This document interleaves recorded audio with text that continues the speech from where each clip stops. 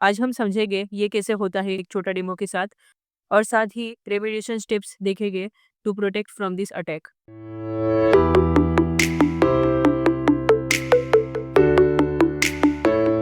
Welcome to the OS top 10 series.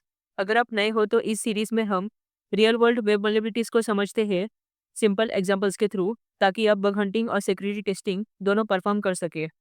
तो देखते हैं क्रिप्टोग्राफी क्या होता है। क्रिप्टोग्राफी बेसिकली एक डिजिटल लॉक है जो तुम्हारे डेटा को अनरीडेबल बना देता है जब तक सही की यूज ना हो। So even if attacker data चुरा भी ले, बिना की का उसका कुछ नहीं कर सकता। बट जब ये लॉक वीक, आउटडेटेड या गलत तरीके से इम्प्लीमेंट होता है, तब होती है क्रिप्टोग्राफिक फेलियर।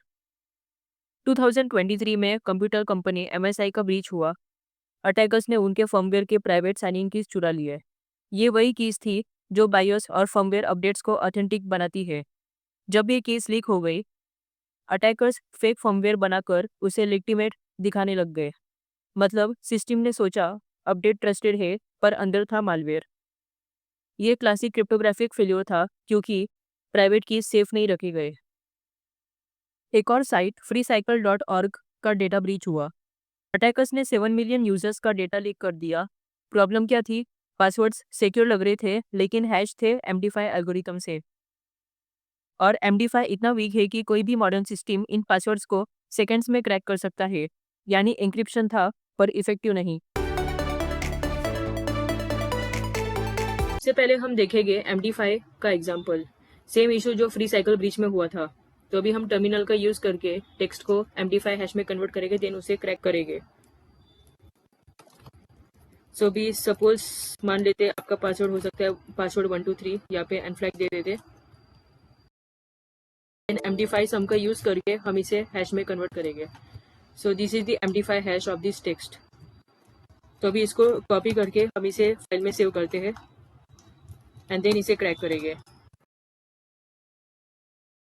ओके, सो जॉन दी रिपर टूल का यूज करके हम इसे क्रैक करेंगे। जॉन दी रिपर टूल एक open source password cracker tool है। यहाँ पे मल्टीपल फ्लैग्स हम देख सकते हैं। फॉर्मेट हम तब यूज करते हैं जब हमें हैश पता होता है, जैसे MD5 SHA-1 SHA-256। एंड यहाँ पे मल्टीपल फ्लैग्स देख सकते हैं, मैक्सिमम लेंथ, मिनिमम लेंथ हम प्रोवाइड कर सकते हैं फॉर ब्रूट फोर्स।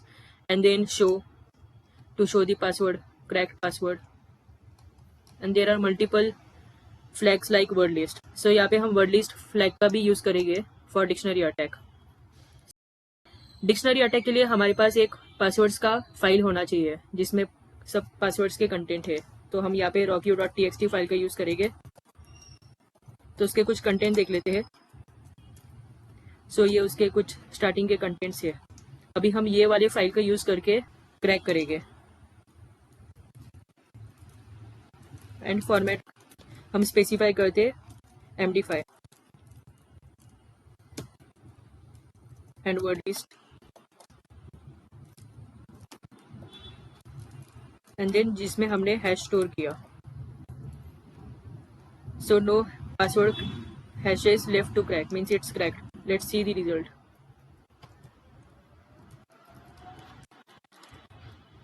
Okay, तो इसने सक्सेसफुली क्रैक कर दिया and the result is password 123।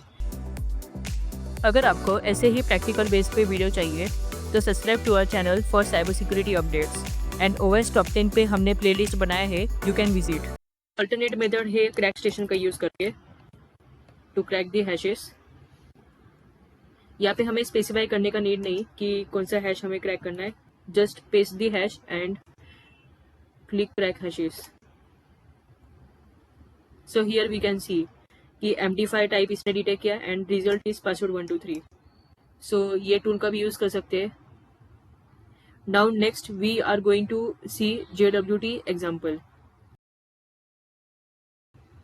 अगर वीक साइन इन की हो तो कैसे हम उसे परफॉर्म कर सकते हैं, लेट्स सी। अभी यहाँ पे I am logged in as a user @gmail.com। Okay, so I will intercept this request.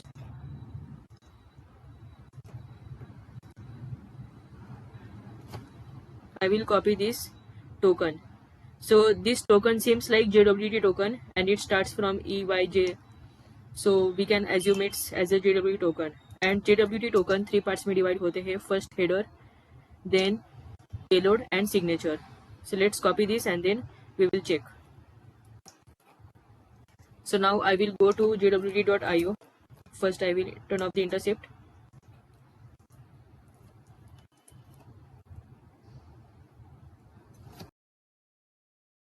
And here I will paste. So अभी हम यहाँ पे देख सकते हैं decoded version. ये जो पहला पार्ट है ये हेडर का पार्ट है, and this is the payload, and last one is signature. So signature का यूज होता है to sign in. जो हेडर पार्ट है वो डिफाइन करता है कि कौन सा एल्गोरिथम यूज किया है and what is the type is JWT। Then decoded payload हम यहाँ पे देख सकते हैं, status is equal to success, and email is user@gmail.com, and password role we given customer. Okay, so this user having role customer. Now अभी क्या होगा जब हम इस टोकन को चेंज करें, तो देखते हैं, एनकोडर में जाते हैं and we will change this email ID to admin.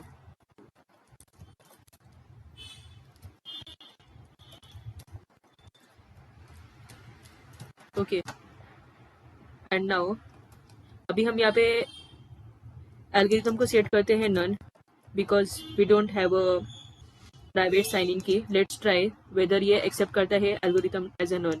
सो जब हम इसे नन कर देते हैं तो सिग्नेचर रिमूव हो जाता है, because we are not specifying any algorithm, because उस एल्गोरिथम का यूज करके वो सिग्नेचर साइन इन करता है। तो अभी हम इसे कॉपी कर लेते हैं and then we will paste.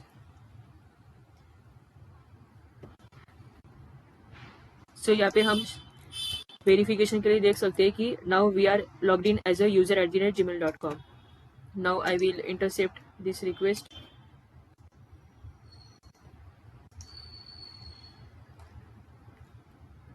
and then I will paste that token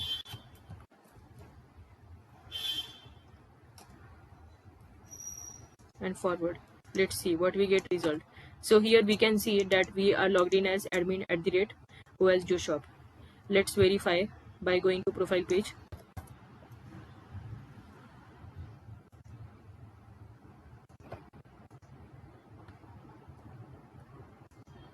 So here I can see I logged in as admin. Cryptographic failures को फिक्स करने के लिए रेमेडिएशन स्टेप्स जान लेते हैं। First is for password storage, remove weak hashes. अगर आपको MD5 या अनसॉल्टेड सावन मिलता है, माइग्रेट टू argon2id या bcrypt। argon2id एक मॉडर्न हैशिंग एल्गोरिथम है जो अटैकर्स के लिए ब्रूट फोर्स करना बहुत स्लो बना देता है, इसलिए पासवर्ड सेफ रहते हैं। और हाँ, हर यूजर के पासवर्ड के साथ यूनिक सॉल्ट होना चाहिए। Then second is for secrets and key storage, कभी भी कीज और पासवर्ड्स कोड के अंदर मत लिखो। यूज करो सीक्रेट मैनेजर जैसे हैशिकॉर्प वॉल्ट, AWS सीक्रेट्स मैनेजर या एज्योर की वॉल्ट। ये टूल्स ऑटोमेटिकली कीज को इंक्रिप्ट करते हैं, एक्सेस कंट्रोल लगाते हैं और आपको मैनुअल रोटेशन से बचाते हैं। देन थर्ड इज JWT या टोकन सिक्योरिटी, वीक सीक्रेट्स और HS256 को अवॉइड करो। इंस्टेड यूज RS256 या ED25519, जहां प्राइवेट की सिर्फ सर्वर के पास होती है। हमेशा टोकन के एल्गोरिथम फील्ड को वेरीफाई करो और टाइम टू लीव शॉर्ट रखो। रेगुलर की रोटेशन भी ज़रूरी है ताकि अगर एक की लीक भी हो जाए तो भी सिस्टम सेफ रहे। And last is for TLS and cipher hardening, website पे स्ट्रॉन्ग इंक्रिप्शन यूज़ करना इक्वली इंपॉर्टेंट है।